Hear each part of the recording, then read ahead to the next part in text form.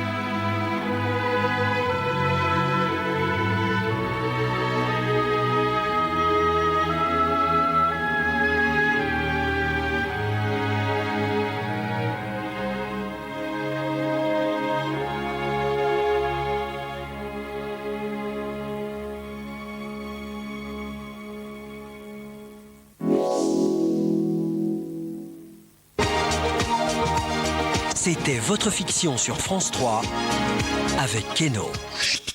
FDJ. Comme tous les mardis, c'est la revue de presse de Ce soir ou jamais. Et pour revenir sur les débats et polémiques de la semaine, nous avons invité ce soir des fortes personnalités, puisqu'il s'agit de Clémentine Autain, de la cinéaste Colline Serrault, de l'économiste Michel Godet, du neurobiologiste Jean-Didier Vincent et des philosophes Vincent Cespedes et François Dagonier. Ça commence dans quelques instants, juste avant le Soir 3, présenté par Carole Gessler. Bonsoir Frédéric, bonsoir à tous et on reviendra sur cette alliance entre Renault, Nissan et l'allemand Daimler, participation croisée et plateforme commune. C'est une nouvelle illustration des bouleversements qui se jouent en ce moment dans le secteur automobile, vous le savez, fragilisé par la crise. A tout de suite. À toutes.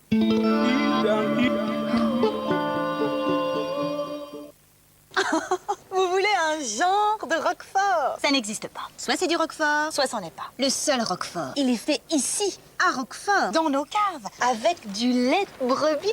Ce goût unique, c'est... renversant. Seul le Roquefort fait l'effet Roquefort.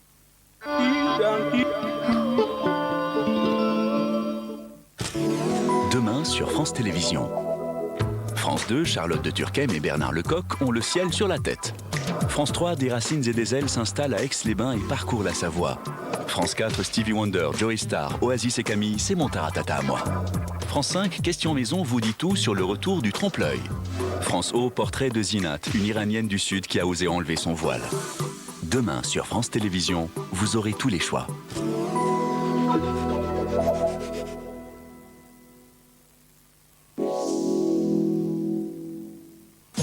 Il y a de l'ambiance quand Monsieur Bricolage présente la météo de France 3.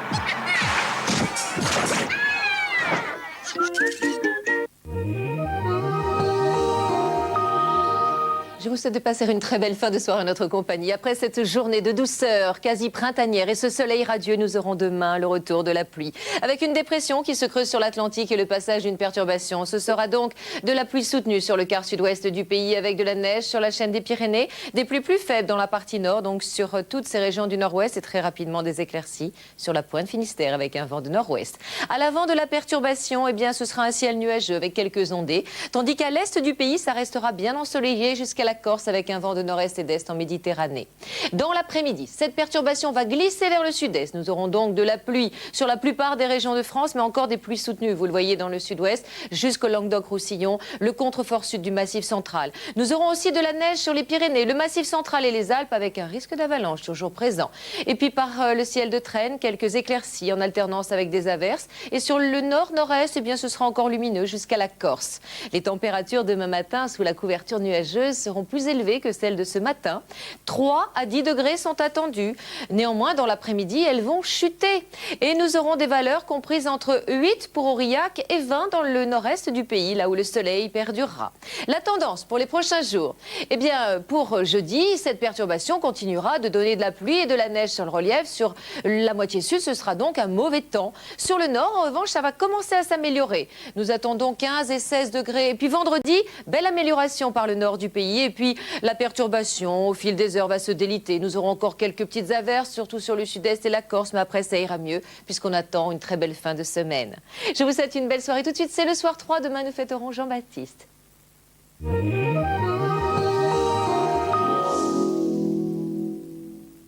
C'était la météo de France 3 avec Monsieur Bricolage.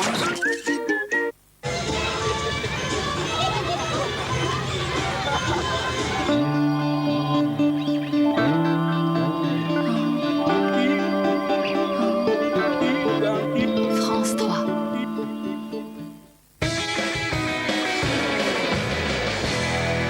Bonsoir, j'ai 1 minute pour vous expliquer, comme tous les jours, ce que sont les dimanches au galop.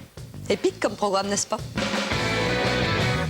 Un dimanche au galop, ce n'est pas ce jour où j'avais prévu de partir en week-end en amoureux à la plage, que la voiture est tombée en panne, qu'il a plu des cordes et que belle maman s'est invitée. Non, ça c'est un dimanche qui tombe à l'eau. En fait, les dimanches au galop, c'est quand on arrive en un dimanche à visiter le Louvre, monter à la Tour Eiffel et faire ses emplettes dans les grands magasins. Impossible, me direz-vous? Eh bien non, pas si on est sur un cheval au galop. Allez, Charlie! Yep. Pour confirmer mes propos, voici la malicieuse Sophie Soumillon. Alors, est-ce que j'ai tout bon? Eh bien, vraiment pas, Marie-Odile. Tous les dimanches de printemps, les hippodromes d'Auteuil et de Longchamp ouvrent gratuitement leurs portes et accueillent tous les publics, alors cela va du plus petit au plus grand, pour une journée de fête et de découverte des courses de galop. Oui, enfin pour les chevaux, c'est dimanche au boulot. Merci Sophie. Demain, on parlera du lundi au soleil. Sauf s'il y a des courses, auquel cas, ça sera forcément épique. À demain.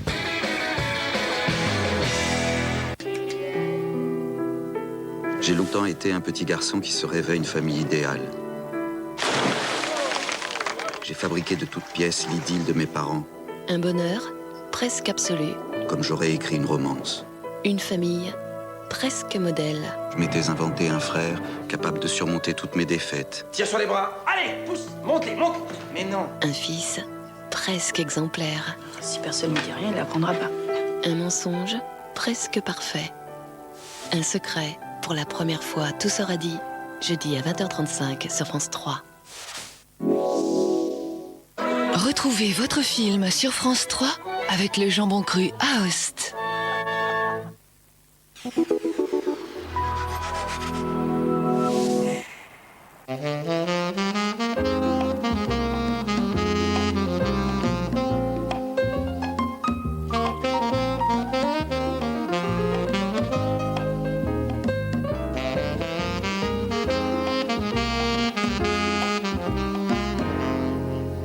Bonsoir, bienvenue sur le plateau de Ce soir ou jamais pour cette revue de presse du mardi. Je vous présente tout de suite mes invités. Colline Serrault, qui est cinéaste, son nouveau film Solution locale pour un désordre global sort demain.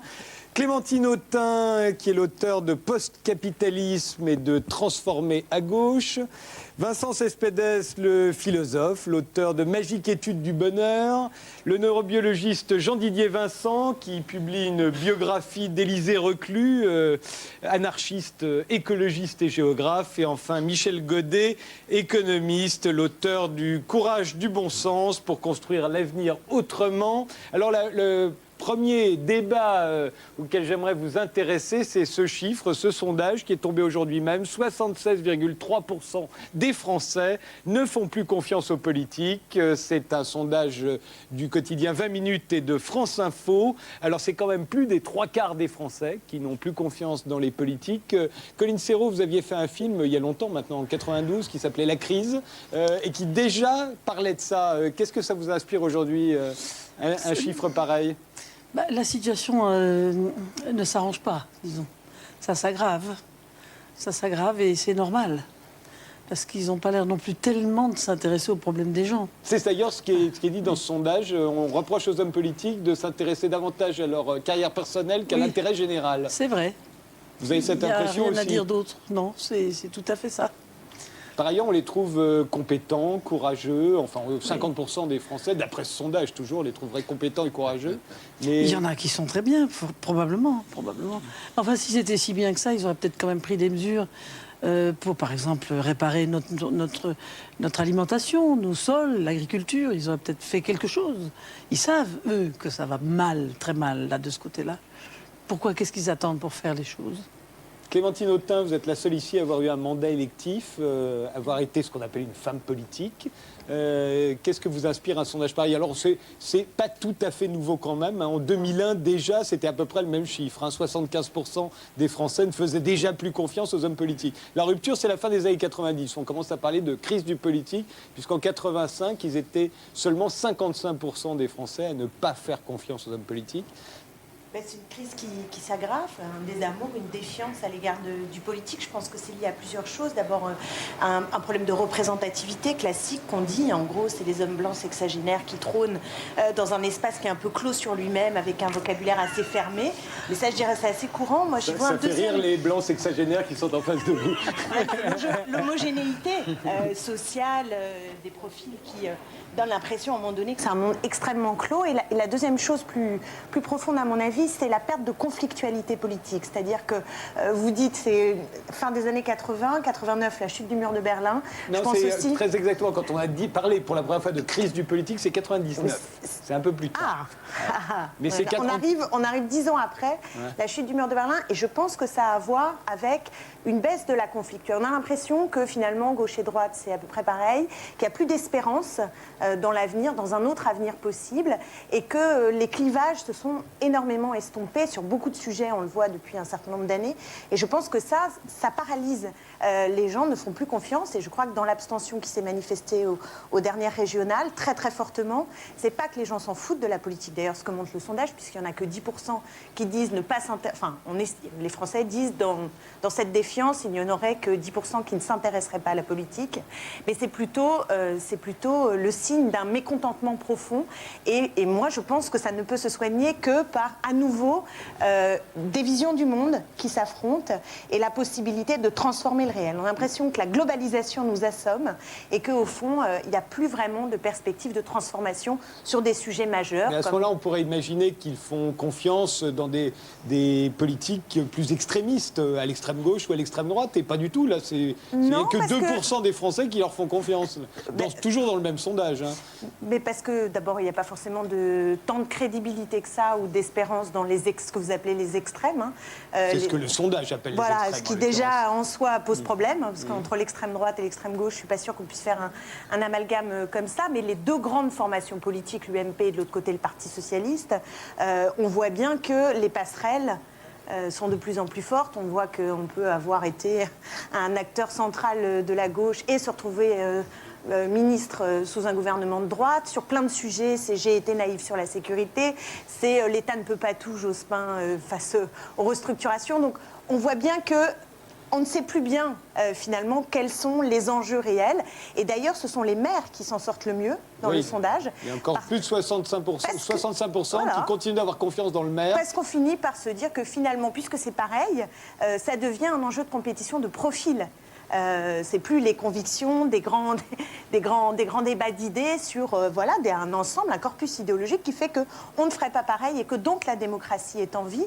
C'est plutôt maintenant l'idée du gouvernement des meilleurs qui s'installe, et donc on est dans une compétition de profils politiques, et ce qui nous pollue d'ailleurs, hein, parce que les médias sont aussi très complices. Il y a un certain vide politique et un manque d'espérance d'un côté, mais aussi des médias très complices parce qu'ils alimentent par tout un tas de petites polémiques une espèce de saga qui n'intéresse que le microcosme et qui est assez éloignée des questions. On le voit bien quand les journalistes interviewent des personnalités politiques.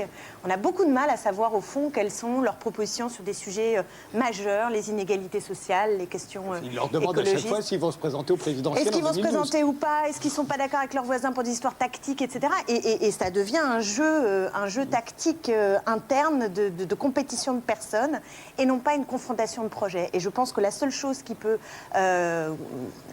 améliorer la situation et rendre un peu plus de confiance, c'est qu'on recrée des espoirs, que des collectifs qui portent des projets passent avant la compétition entre individus. Michel Godet. Je crois que ça fait partie aussi de l'exception française, comme on dit. C'est-à-dire que les autres pays, nos voisins européens, quand on interroge la jeunesse, parce qu'on a aussi une jeunesse qui est particulièrement inquiète pour l'avenir, quand on interrogeait les gens il y a 20 ans, comment voyez-vous l'avenir, êtes-vous inquiet? Il y avait 55% de gens qui étaient inquiets pour l'avenir. Donc on a toujours peur, les Gaulois, que le ciel nous tombe sur la tête. Alors qu'on ne voit pas que beaucoup de choses se sont améliorées, mais on voit toujours ce qu'on n'a pas plutôt que de voir ce qu'on a.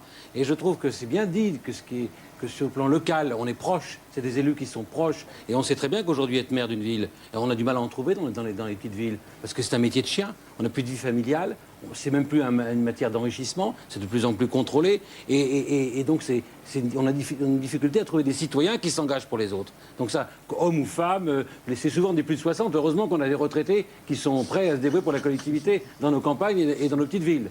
Donc là, je voudrais corriger ce que vous avez dit. Un problème qu'on a, qui est spécifique à la France, c'est qu'on a beaucoup trop de gens qui font de la politique en venant de la fonction publique, que je connais bien, puisque j'en suis maintenant en partie, après avoir été autre chose, et qui n'ont pas d'autre expérience, on ne peut pas leur reprocher, de la vie qu'une expérience administrative. Et donc il faudrait avoir, comme dans des pays comme la Grande-Bretagne par exemple, l'interdiction de se présenter aux élections si on ne quitte pas son mandat de fonctionnaire, de façon à représenter, alors trouver des... Il ne faut pas être aussi brutal naturellement, mais trouver des possibilités que la société civile, comme on dit, les forces vives, soient aussi représentées plus qu'elles ne le sont, pas simplement les médecins et les avocats, mais aussi ceux qui sont les artisans, etc., qui ne peuvent pas se prendre le risque, les petits entrepreneurs, prendre le risque de la fonction élective. Donc on pourrait d'ailleurs s'interroger si non seulement il ne faudrait pas faire comme dans l'Antiquité, une liste de justes et chacun à son tour serait choisi pour se dévouer à la collectivité, faire en sorte que... Vous croyez vraiment ça dans des pays de 60 millions d'habitants comme la France? Non, mais au niveau... Réfléchissez, c'est très mauvais de faire de la politique un métier. Parce que la première chose que vous faites... Moi, je me souviens, j'ai vécu dans le Vent-de-Mois et je me suis lancé dans l'action locale parce que je me suis dit, c'est bien beau de penser, mais qu'est-ce que tu fais là où tu te trouves? Bon, eh bien, Rocard s'est fait descendre en vol, comme vous savez. Moi, je me suis fait descendre au décollage par les gens qui pensaient que j'étais de leur camp, je devenais un rival de l'intérieur. Donc c'est les règles. C'est pas les hommes qu'on va changer, c'est les règles du jeu, de la gouvernance, comme on dit. C'est un grand mot. Donc il faut interdire le cumul des mandats. On peut être député, mais simplement conseiller municipal, pour être proche du terrain. Interdire le fait de pouvoir se représenter. À ce moment-là, on ne travaille pas pour sa réélection, mais on travaille pour l'histoire. Donc il y a un certain nombre de règles de gouvernance et faisons comme on dit du benchmarking. Regardons comment font nos voisins. Essayons de se dire, ils ne sont pas plus idiots que nous, et essayons d'expérimenter des mesures qui changeraient ce système qu'on a en France, où les gens n'ont plus confiance. Et ceci dit, ce résultat est complètement cohérent avec les élections. 1 sur 2 ne vote pas, donc ils ne sont pas confiants. Et puis, parmi ceux qui votent, il y en a 1 sur 2 qui votent contre les autres. Donc il n'en reste plus que 25% au maximum pour un camp. Donc 75% qui n'ont pas confiance. C'est cohérent. Jean-Didier Vincent, vous avez l'air dubitatif en entendant ce que dit Michel Godet. Non, mais toutes ces analyses sont très, très bonnes. Je veux dire que sur ce sujet, on peut dire toutes sortes de choses. Moi, malheureusement, je n'ai rien à dire là, sur ce sujet, ce qui est exceptionnel, parce que ça ne m'intéresse plus du tout. Mais plus... Vous faites partie de ceux que ça n'intéresse plus du tout. Mais honnêtement, ça ne m'intéresse plus. Ce n'est pas une pause que je prends, ça ne m'intéresse plus. C'est la première fois de ma vie que je ne vote pas cette fois-ci. Mais pour des raisons qui sont évidentes, c'est que la politique ne représente plus rien. La politique, elle est faite par des professionnels, des arrivistes qui ne sont pas capables de faire grand-chose dans la vie. Les peu qui sont professionnalisés, ce sont des médecins, quelques avocats, et tout le reste, c'est des énarques qui ne sont pas sortis dans les premiers sont dans l'inspection des finances, et puis les autres, le tas, le culot, c'est celui qui fait de la politique. Ça commence par des exercices de lèche-botte, et ça reste toute sa vie. Ces gens-là vont être préoccupés de la niche qu'ils occupent, de la conserver et d'en trouver une autre s'ils risquent de la perdre. Donc ça n'intéresse personne, ça n'intéresse pas les Français, ça n'intéresse pas... C'est terrible. Moi, j'appartiens à la dernière génération qui a été engagée. On avait des bonnes raisons d'être engagés. D'abord, moi, j'ai connu mon père qui était un héros de la résistance. Quand la guerre d'Algérie s'est présentée, je ne le dirai pas en public parce que l'État serait encore capable de me poursuivre, mais j'ai aidé ceux qui étaient considérés comme nos ennemis. Parce qu'on s'était engagé. On s'était engagé. À l'époque, on s'était engagé. On se fichait sur la figure. Vous vous rappelez, j'ai évoqué... J'étais pas né. Non, mais j'ai rappelé ici un souvenir avec un monsieur qui... Ne le rappelez pas, ça vous a coûté cher la première fois. Je dis que c'était... On se battait entre nous pour des idées. Et puis les idées sont perdues. 68, ça a été la dépolitisation complète. C'était la poursuite d'un bonheur mou d'ailleurs, un bonheur baba, etc. Petit bourgeois avec des culottes sans fond, tout nu sur la plage, etc. C'était la vision. Et alors c'est allé jusqu'à maintenant. Où il y a, vous savez que nous sommes des êtres néoténiques, c'est-à-dire que nous sommes à l'état fœtal pendant une vingtaine d'années et que c'est très rare. Oui, c'est vrai que il regarde Clémentine Autain qui est enceinte. Non, mais nous sommes des embryons de singes sur le plan évolutionnel. Et alors, si on vit plus vieux, on arriverait peut-être à l'état adulte. Mais nous sommes des embryons de singes sur le plan de l'évolution, comme les axolotes. Eh bien, si vous regardez les jeunes aujourd'hui, d'abord, on parle de l'adolescence. C'est-à-dire qu'ils ont régressé complètement. Ils ont des baby... C'est une de vieux, ça. Mais je suis vieux à un point que vous ne connaissez pas. J'ai pratiquement 1000 ans. Mais ils portent des baby-grolls, ils ont 300 mots de vocabulaire, ils se font bisous bisous pour se saluer, ils s'embrassent. C'est extraordinaire. Vous voyez combien, dans un pays qui s'est désocialisé, tout le monde s'embrasse. Les Anglais, en ce moment, c'est la moquerie à la mode. Dit pourquoi les Français s'embrassent-ils tout le temps? Mais c'est vrai, vous l'avez remarqué quand même. Bisous, bisous. C'est la formule de civilisation. Vous n'allez pas me dire que c'est pas une régression. Je vais donner la parole à Vincent Cespedes.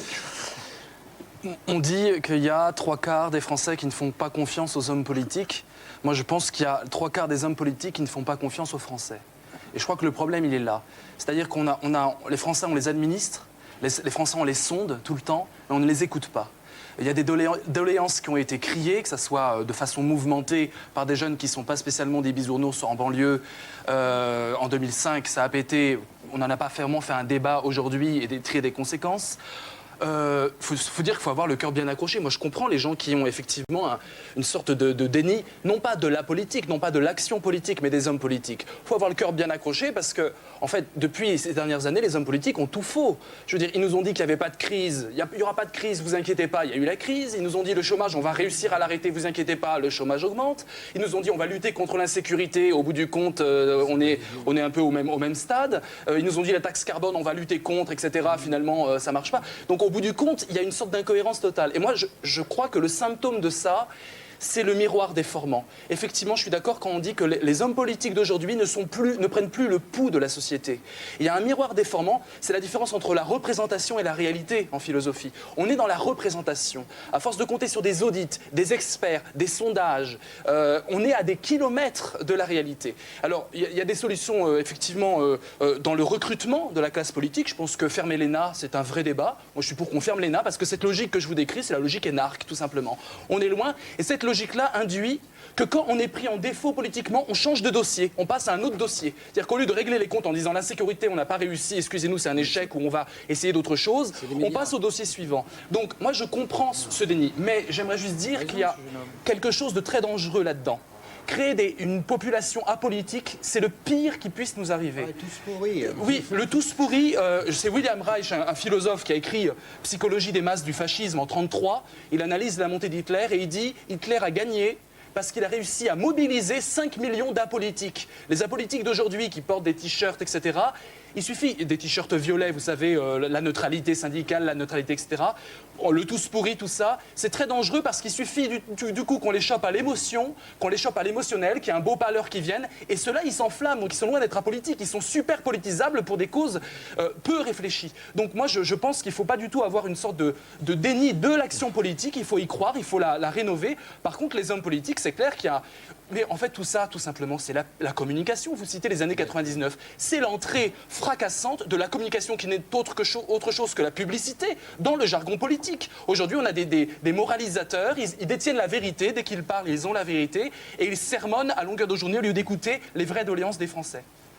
Carole, oui, Soir 3. Bonsoir. Bien, dans Soir 3, on parlera bien sûr de l'alliance entre Renault-Nissan et l'allemand Daimler et puis de la nouvelle stratégie des États-Unis en matière d'armes nucléaires. Quant à nous, on continue la revue de presse à partir de juste un peu avant 23h. On sera rejoint par le philosophe François Dagonier, juste après le Soir 3 présenté par Carole Gessler.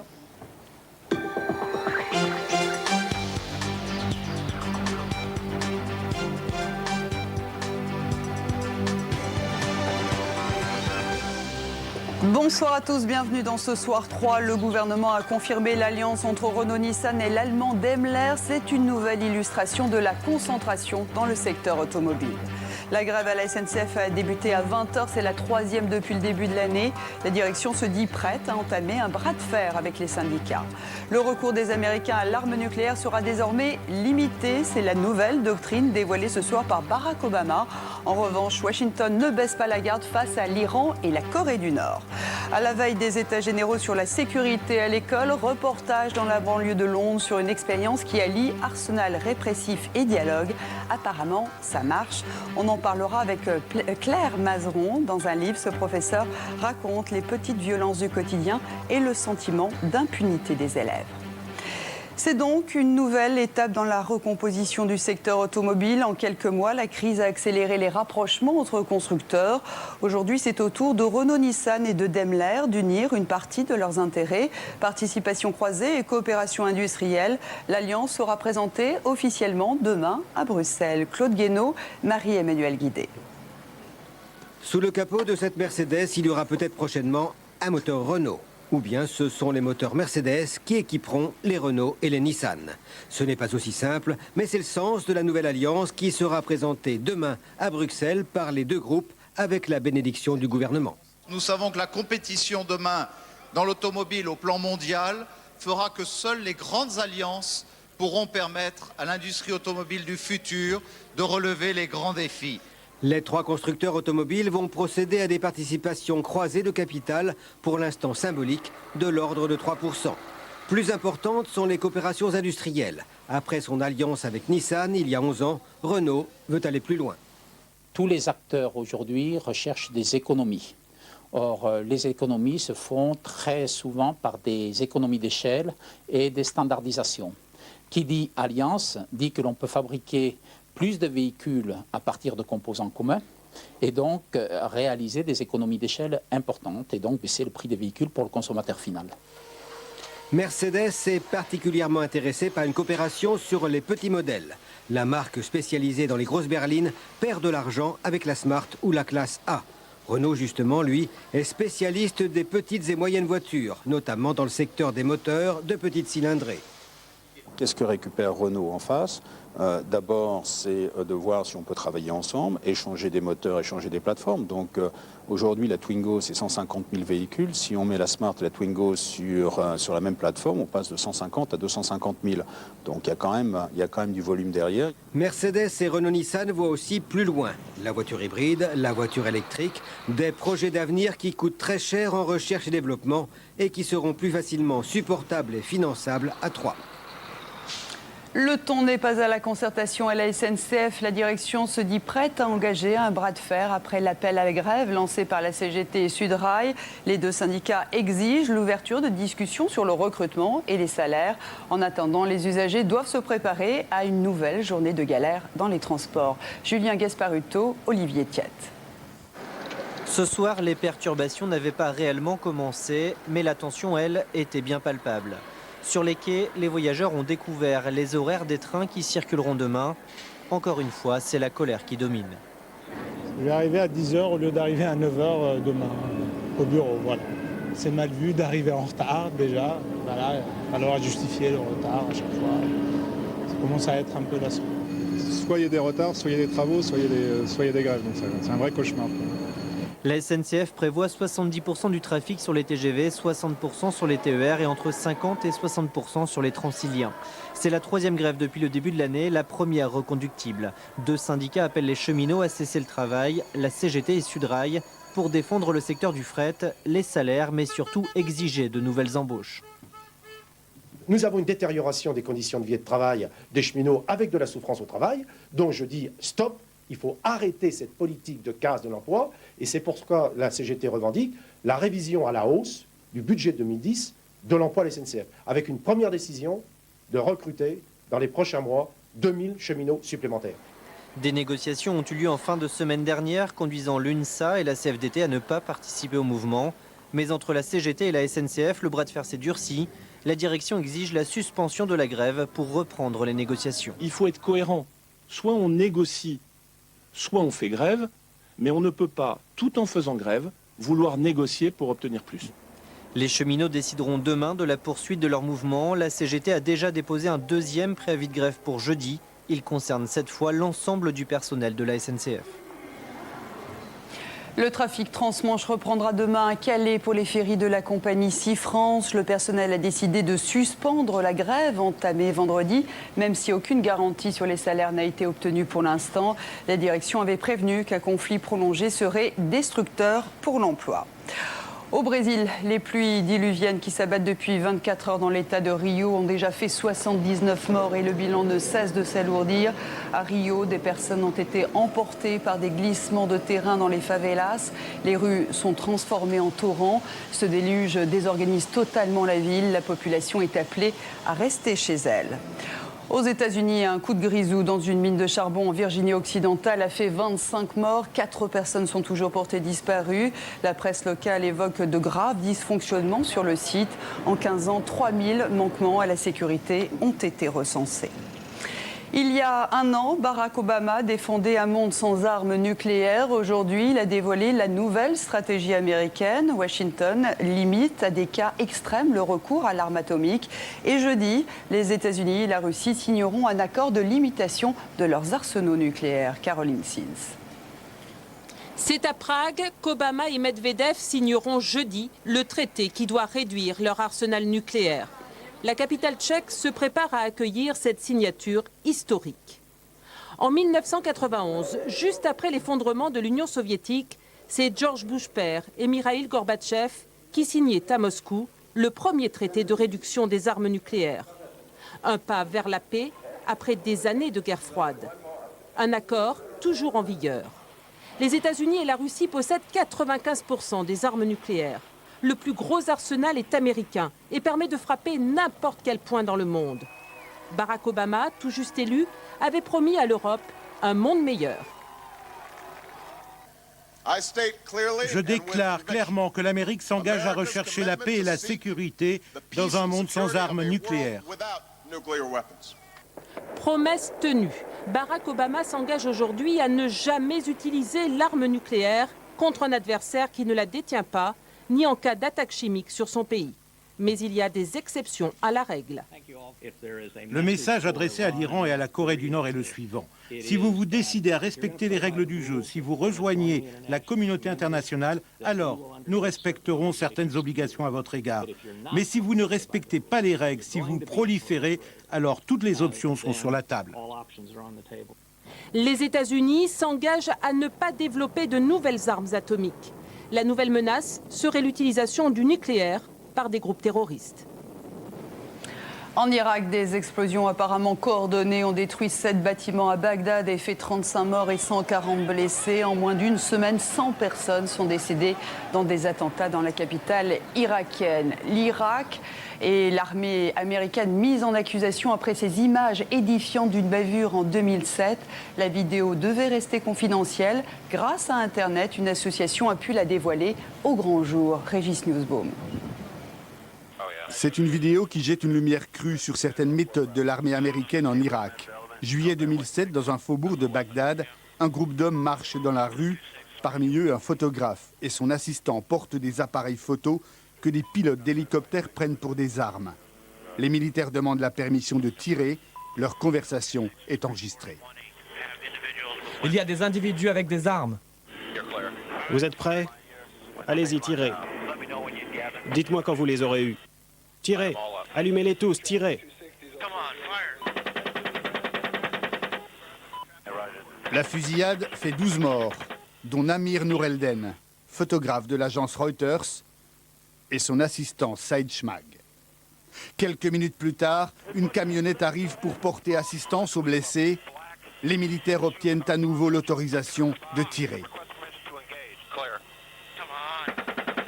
Pour le ministère américain de la Défense, les soldats ont agi conformément à leurs règles d'engagement, mais ces images, protégées par le secret défense, devaient rester confidentielles. L'organisation Wikileaks les aurait obtenues par des fuites au sein de l'armée. Je crois que si ces meurtres sont conformes aux règles d'engagement, alors les règles d'engagement sont mauvaises, profondément mauvaises. D'autres soldats américains arrivés sur les lieux ont fini par évacuer 2 enfants blessés. Quant à l'agence Reuters, elle n'a jamais obtenu l'enquête objective qu'elle avait demandée aux autorités militaires. En Afrique du Sud, il n'y a pas eu de violence aujourd'hui, mais beaucoup de tensions aux abords du tribunal où comparaissaient les 2 meurtriers présumés d'un leader d'extrême droite. Les 2 hommes ont été inculpés. Les partisans du mouvement de résistance Afrikaner se sont retrouvés face à des militants noirs. La police a réussi à maîtriser la situation. L'affaire a été renvoyée au 14 avril prochain. Le 6 mai, c'est la date retenue pour les élections législatives en Grande-Bretagne. C'est ce qu'a annoncé tout à l'heure Gordon Brown. Le scrutin s'annonce très serré car les travaillistes au pouvoir sont au coude à coude avec les conservateurs qui sont dans l'opposition depuis déjà 13 ans. Ces 2 informations concernant Total, le groupe est mis en examen en tant que personne morale pour corruption en Irak entre 1996 et 2003 dans le cadre du programme Pétrole contre nourriture. Et dans le dossier de l'Erika, le pétrolier a décidé de se pourvoir en cassation après sa condamnation en appel. Du coup, de nombreuses parties civiles ont décidé de faire la même démarche. 2 distributeurs de billets de la Poste attaqués à l'explosif aujourd'hui dans l'Oise et dans les Yvelines. Une forme de délinquance apparemment en augmentation puisque 62 cas similaires ont été recensés en 2009. Emmanuel Lagarde, Laurent Beaufils. L'explosion a retenti dans tout le quartier. La Poste n'est pas encore ouverte ce matin quand 2 hommes armés arrivent en 2 roues devant ce distributeur de billets pour le faire exploser. Donc il y en avait un qui était sur le scooter qui attendait. Et le deuxième qui faisait un branchement pour que ça explose. Donc ça a explosé. Il a essayé de rentrer dans le trou qu'il a créé, qui n'était pas assez large. Donc il a retiré son casque pour rentrer dans le trou. Et donc il a pris ce qu'il fallait, puisqu'ils avaient des sacs plastiques, ils en ont peut-être rempli 4 ou 5. Dans les sacs, 30 000 €. Il ne reste plus que quelques billets après la fuite des malfaiteurs. Et 200 grammes d'explosifs que les policiers retrouveront sur place. 3 heures plus tard, à 70 km de là, une autre attaque a lieu. Elle vise encore un bureau de poste. Cette fois, les auteurs repartent bredouille, mais le drame est évité de peu.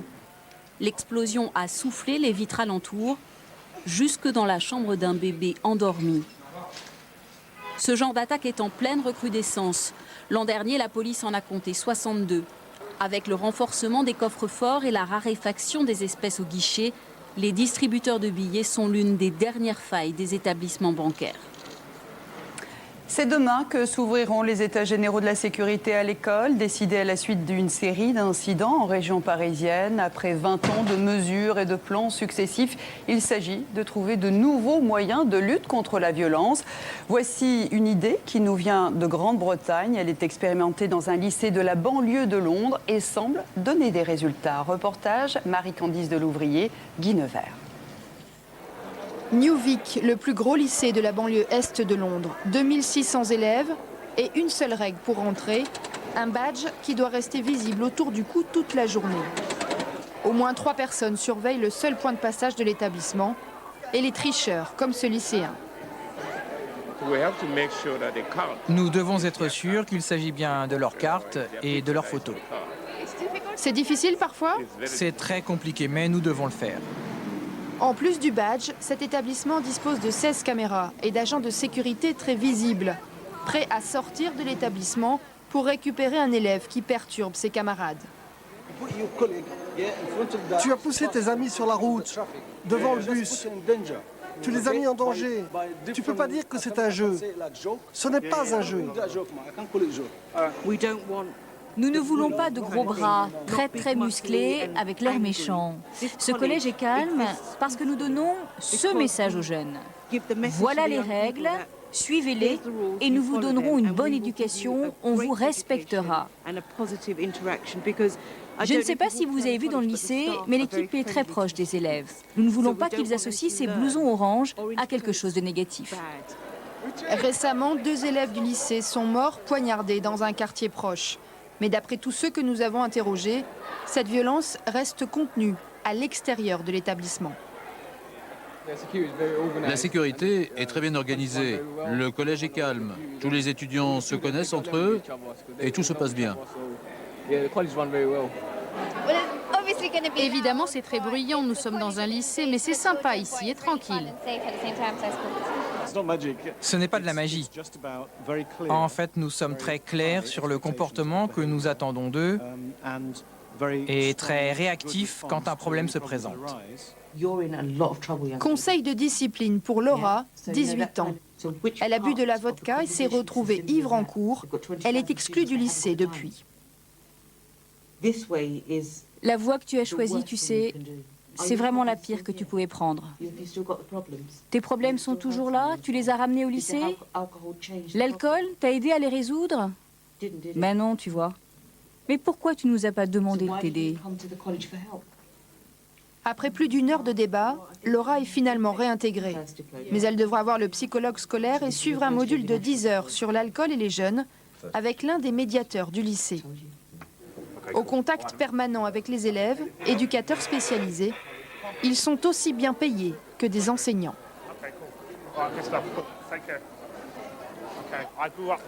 J'ai grandi dans le quartier, donc je connais bien leurs problèmes à cet âge et je peux leur en parler et les aider à changer, lentement.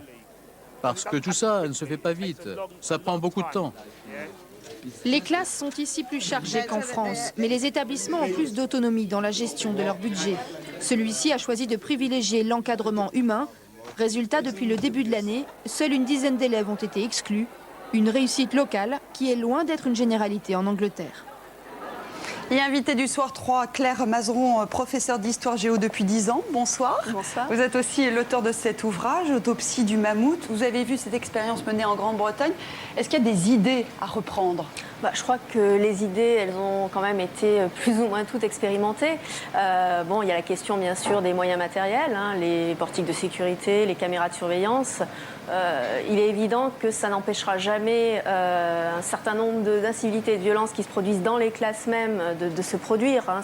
Mais c'est quoi ces incivilités, cette petite violence du quotidien que vous racontez bien dans votre livre ? Voilà, ce ne sont pas les actes les plus spectaculaires dont on entend parler dans les médias depuis quelque temps. C'est essentiellement tout ce qui pourrit le quotidien, c'est-à-dire des élèves qu'on a beaucoup de mal à cadrer, qui arrivent en classe sans leur matériel, qu'il faut prendre parfois un quart d'heure, 20 minutes pour les faire asseoir, qui contestent le contenu du cours, qui contestent l'autorité du professeur en général, les sanctions données, les devoirs donnés. Vous dites que chez ces élèves, il y a souvent un sentiment d'impunité qui s'est installé. C'est quoi ce sentiment d'impunité ? Oui, c'est-à-dire qu'à partir du moment où on ne donne pas une réponse immédiate, et je crois que c'est un enseignant qui parlait justement de réactivité, à partir du moment où on tolère, on a une certaine forme de tolérance par rapport à un certain nombre de petits incidents, et bien justement le sentiment d'impunité s'installe. C'est-à-dire qu'on manque vraiment dans l'éducation nationale de réponse de l'institution pour chaque petit fait qui se produit. Mais quand vous tirez la sonnette d'alarme, vous allez voir le proviseur, le principal, qu'est-ce qu'on vous répond dans la hiérarchie ? Disons que si un élève vous pose un problème, vous insulte ou se bagarre en classe avec un camarade, si vous faites un rapport, on va dire, au CPE de l'établissement, voire au-delà au principal, c'est le parcours du combattant. C'est-à-dire que on va commencer par vous dire, est-ce que tu as d'abord dialogué avec cet élève ? Est-ce que tu es sûr que finalement c'est pas ta pédagogie qui est peut-être à remettre en cause. Donc parfois vous êtes culpabilisé, vous, professeur, de mal gérer finalement le groupe en face de vous ? Oui, c'est-à-dire qu'en fait, c'est souvent plus facile, malheureusement pour l'institution, de rejeter la responsabilité sur l'autorité du professeur. Alors bien du mérite à lui s'il n'est pas justement une grande gueule baraquée qui peut se faire respecter par sa seule autorité naturelle. Mais dans un métier où il y a 80% de femmes, s'il n'y a pas de réponse au-dessus, il y a ce sentiment d'impunité qui se développe. Alors Luc Châtel propose justement, parmi les possibilités, d'élargir l'éventail, l'arsenal finalement répressif et les réponses, les sanctions. Est-ce que ça peut être une... Oui, c'est-à-dire élargir, il faudrait que vraiment il y ait des sanctions qui soient dissuasives. Alors on ne parle pas bien sûr du retour des sanctions, vraiment des châtiments corporels, c'est pas ça la question. Mais c'est évident qu'il doit y avoir une réponse appropriée à chaque fait d'incivilité ou de violence. Moi je sais que par exemple, moi je serais plutôt pour développer les travaux d'intérêt général au sein de l'établissement. C'est-à-dire que l'élève qui a jeté un extincteur dans les escaliers, soit amené justement à nettoyer ce qu'il a fait et peut-être à participer à des travaux justement dans le cadre de la cantine ou de l'établissement en général. Dire par là qu'il faut vraiment qu'il y ait justement une mission éducative dans la sanction. Ça, on ne peut pas le faire pour l'instant. Légalement, on ne peut pas le faire. Et qu'est-ce que vous espérez des états généraux sur la sécurité à l'école ? Est-ce que vous y croyez ? Est-ce que ça peut accoucher de quelque chose de positif dans votre quotidien ? On espère déjà que ce ne sera pas une énième grand-messe pour parler des problèmes de la violence. Et puis, on est quand même un petit peu inquiet parce que c'est vrai que la personne qui a été choisie, Éric Debarbieu, pour mener ces états généraux est quand même plutôt spécialisée spécialiste de la victimisation des élèves plutôt que du soutien aux professeurs. Donc le choix n'est pas innocent. Nous attendons vraiment des réponses concrètes dans les classes pour justement lutter contre ces incivilités, pour ne pas arriver justement aux faits les plus spectaculaires de violence qu'on a pu connaître ces derniers temps. Merci beaucoup. Je rappelle donc que vous êtes l'auteur d'Autopsie du mammouth. Un mot de football, les quarts de finale retour de la Ligue des Champions avec la qualification ce soir. Et un dernier mot, puisqu'en demi-finale de la Ligue des Champions, Barcelone sera opposé à l'Inter de Milan qui s'est qualifié ce soir aux dépens du CSK Moscou. Et Soir 3 continue bien sûr avec l'actualité en région. L'actualité ce soir en Picardie, c'est d'abord un braquage spectaculaire dans l'Oise. Une explosion a retenti dans le quartier des Trois-Rois, en plein centre-ville de Nogent. C'est la première fois dans la région qu'un bureau de poste est attaqué à l'explosif. Il y avait vers 11h20 ce matin, des individus qui ne sont pas identifiés pour l'heure sont attaqués au coffre de transfert de la Poste. Ils ont placé une charge explosive qui a fait de nombreux dégâts matériels, il n'y a pas de blessés. Et leur projet ayant échoué, ils ont repris la fuite. Les 3 malfaiteurs cagoulés sont repartis bredouille, mais la déflagration a fait exploser de nombreuses vitres aux alentours. Le drame a été évité de justesse. Dans cette chambre, un bébé dormait tout près des fenêtres. Sur place, les élus de Nogent sont venus apporter leur soutien aux habitants. On s'aperçoit qu'il y a une recrudescence de ce type de cambriolage, mais là c'est une première. Utiliser de l'explosif en pleine journée, ça aurait pu avoir des conséquences dramatiques, donc ça m'inspire beaucoup d'inquiétude. Le personnel de la Poste, très choqué, a été pris en charge par une cellule psychologique. Le bureau de Nogent devrait rouvrir ses portes dès demain matin. Si vous avez assisté au braquage, contactez la police judiciaire au 03 20 30 37 27. Dans le feuilleton Goodyear, à la demande du tribunal de Nanterre, la direction de l'équipementier automobile a accepté aujourd'hui le principe d'une médiation proposée la semaine dernière.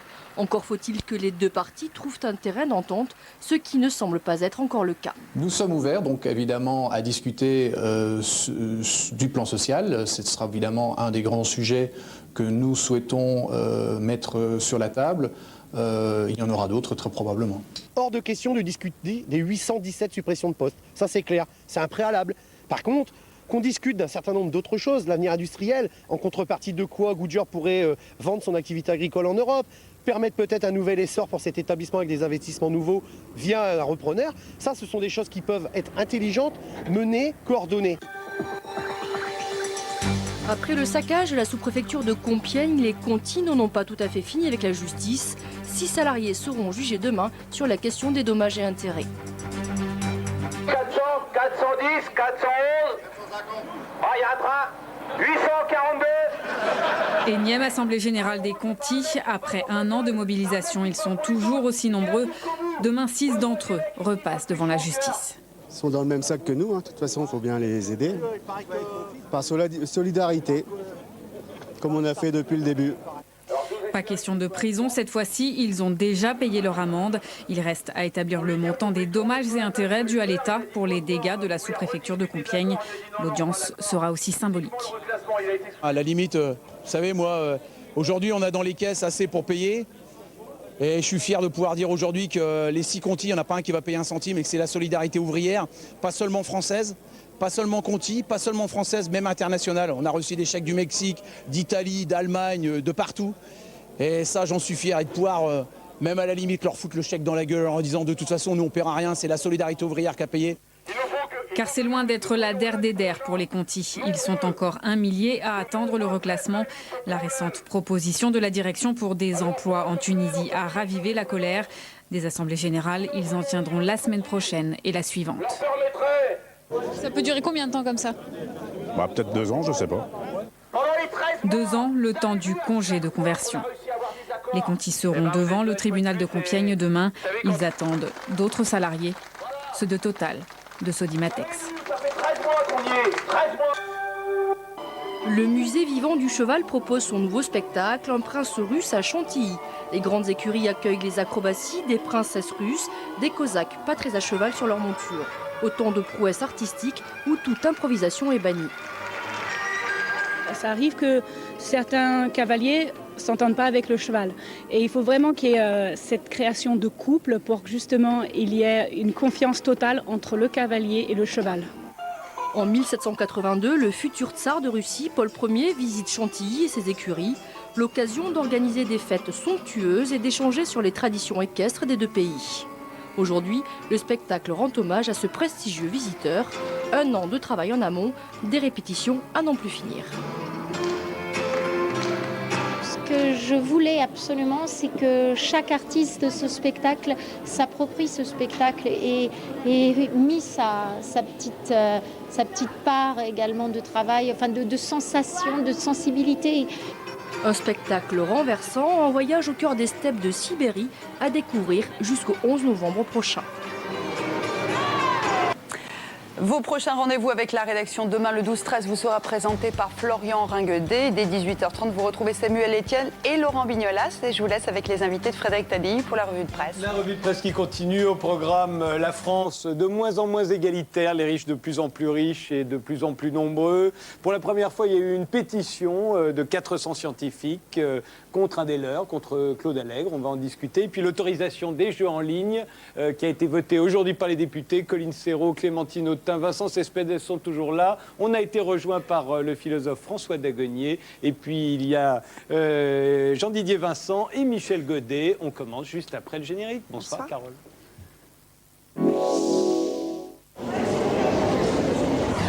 Suivez le fil de l'actualité dans Ce soir ou jamais avec les théâtres parisiens associés. Pourquoi il n'y a pas de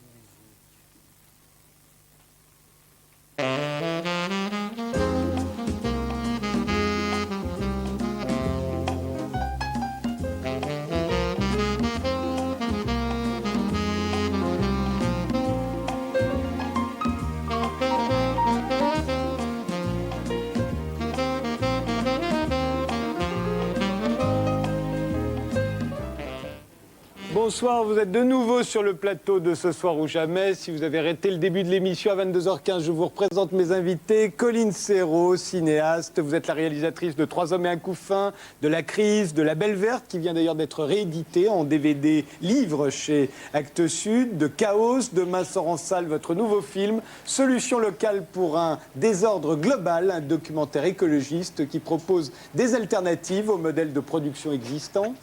Clémentine Autain, militante de la gauche antilibérale, vous avez été adjointe au maire de Paris en charge de la jeunesse de 2001 à 2007. Aujourd'hui, vous n'exercez plus aucun mandat politique. Vous êtes journaliste, co-directrice du mensuel Regard et l'auteur d'essais tels que Post-capitalisme ou Transformé à gauche. À côté de vous, Vincent Cespedes, philosophe, vous travaillez sur les enjeux contemporains, vous êtes l'auteur de Sinistrose pour une renaissance du politique, de Mélangeons-nous, enquête sur l'alchimie humaine, de J'aime donc je suis, et aujourd'hui vous publiez Magique étude du bonheur. François Dagonier, vous aussi vous êtes philosophe, professeur à la Sorbonne, vous êtes l'auteur de très nombreux livres dont Philosophie de l'image en 86, Philosophie de la propriété en 92, des détritus des déchets de l'abject, une philosophie écologique, c'était en 97, Philosophie à l'usage des réfractaires en 2004 et Philosophie du transfert en 2006. Votre tout nouveau livre vient de sortir, il s'intitule Pour le moins. Vous y explorez le moins que rien, le simple effleurement, l'univers que nous ne remarquons pas. Jean-Didier Vincent, vous êtes neurobiologiste, membre de l'Académie de médecine, vous êtes l'auteur de La biologie des passions et de Voyages extraordinaires au centre du cerveau, mais cette fois c'est une biographie que vous publiez, celle d'Élisée Reclus, anarchiste, géographe et écologiste. Enfin Michel Godet, vous êtes économiste, professeur au Conservatoire national des arts et métiers, vous êtes titulaire de la chaire Prospective stratégique, vous êtes l'auteur de plusieurs livres sur la prospective stratégique, traduit en plusieurs langues. Quant à votre dernier essai, il s'intitule « Le courage du bon sens pour construire l'avenir autrement ». Je vous propose tout de suite de débattre du rapport de l'INSEE qui est sorti vendredi. On compte de plus en plus de riches en France. Non seulement ils sont de plus en plus nombreux, mais ils sont de plus en plus riches, comme nous l'expliquait le 12-13 de vendredi dernier, journée de sortie du rapport de l'INSEE. L'INSEE a étudié les très hauts salaires et les très hauts revenus entre 2002 et 2007. Ils ont explosé. Les salariés les mieux payés gagnent environ 18 000 € bruts par mois. Il s'agit de dirigeants d'entreprise, de sportifs ou de cadres financiers. Ces hauts salaires peuvent dépasser les 1 million d'euros mensuels. On ne doit jamais culpabiliser la réussite. Les Français détestent la réussite, mais je m'en fous. Les riches sont aussi de plus en plus nombreux. Le nombre de personnes dépassant les 500 000 € de revenus annuels a augmenté de 70%. Une indication est donnée par l'impôt sur la fortune.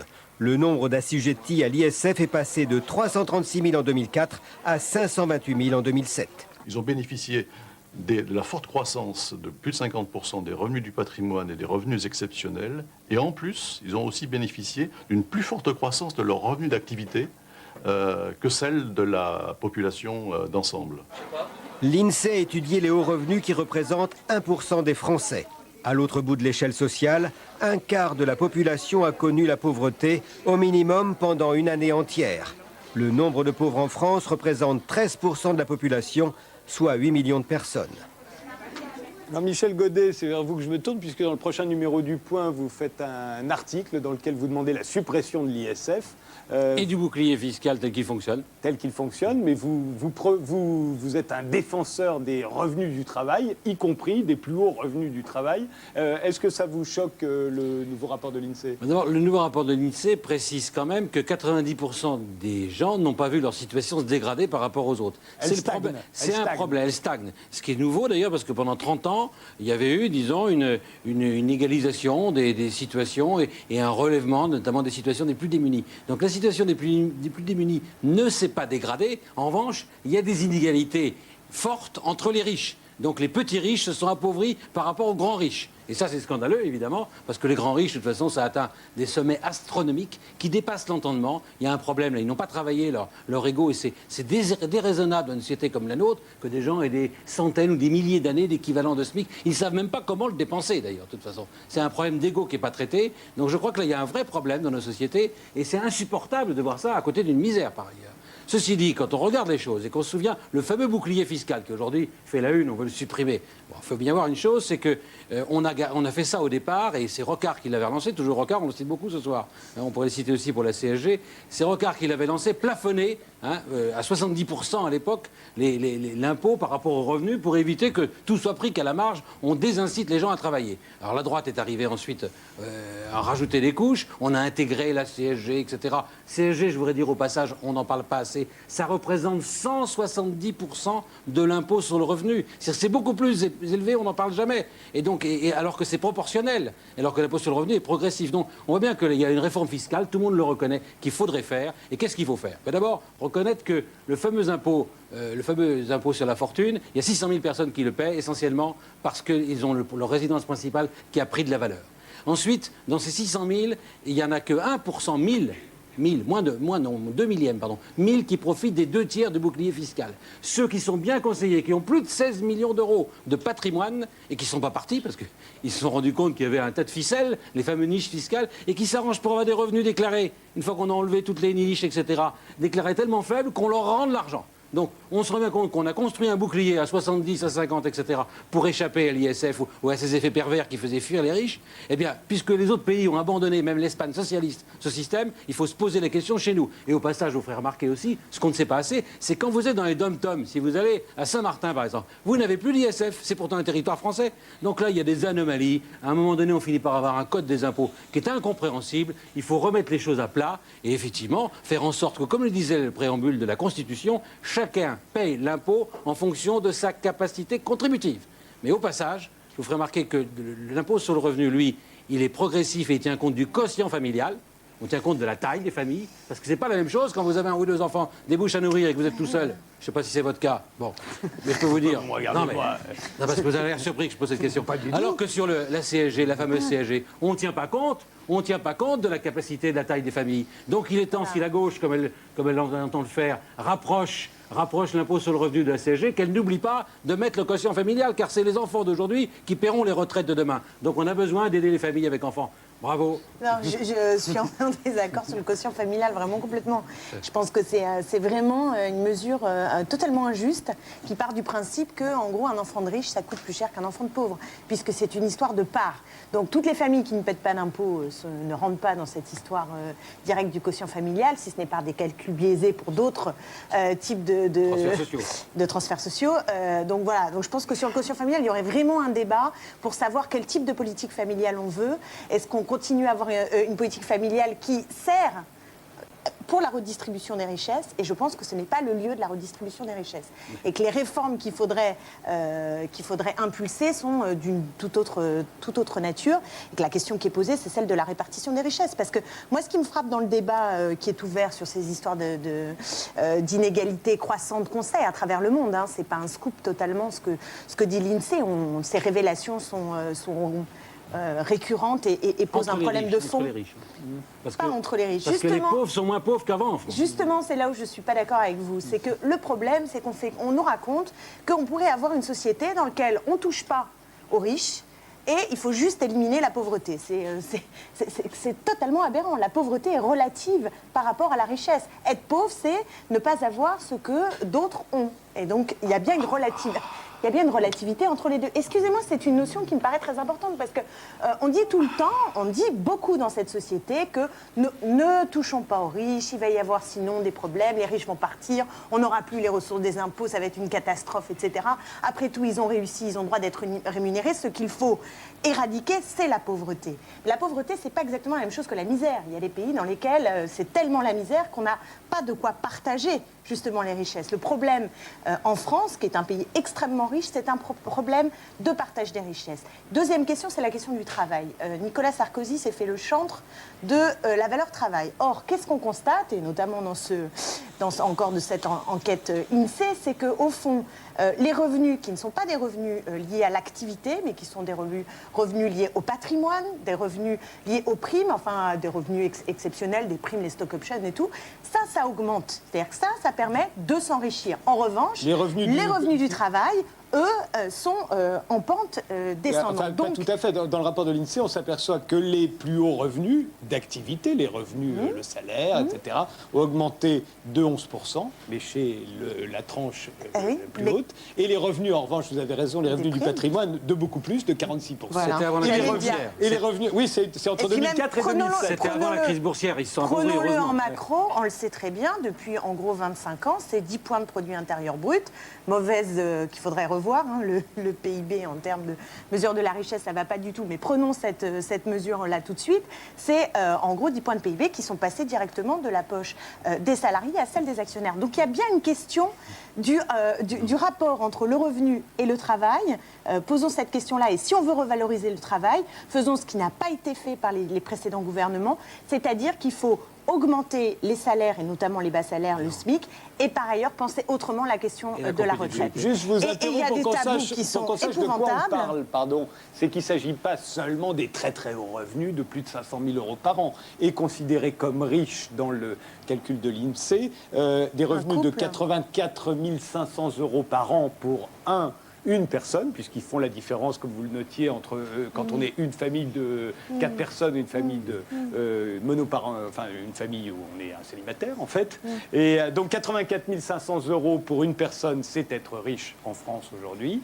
Et sinon, pour un couple avec 2 enfants, c'est 15 000 euros par mois. On ne parle pas donc de 500 000 euros par an ou encore moins d'1 million d'euros par an, comme il en existe en France. Juste pour terminer, je voudrais dire qu'il y a quand même un certain nombre de questions qui sont tabous aujourd'hui en France et c'est insupportable. C'est la question de l'héritage qui est quasiment plus posée. La question de l'impôt qui est tout le temps mise comme étant quelque chose qui est négatif. Enfin, l'impôt est vécu comme négatif. Or, il faudrait des réformes profondes sur ce point et c'est une des formes redistributives très importantes. La CSG, c'est un impôt, vous êtes d'accord? La CSG, c'est un impôt. Donc tout le monde le paie. Tout le monde le paie. La TVA aussi. Non, mais dès que vous augmentez, d'abord, il y a quand même toujours une nuance aussi entre les taxes et l'impôt.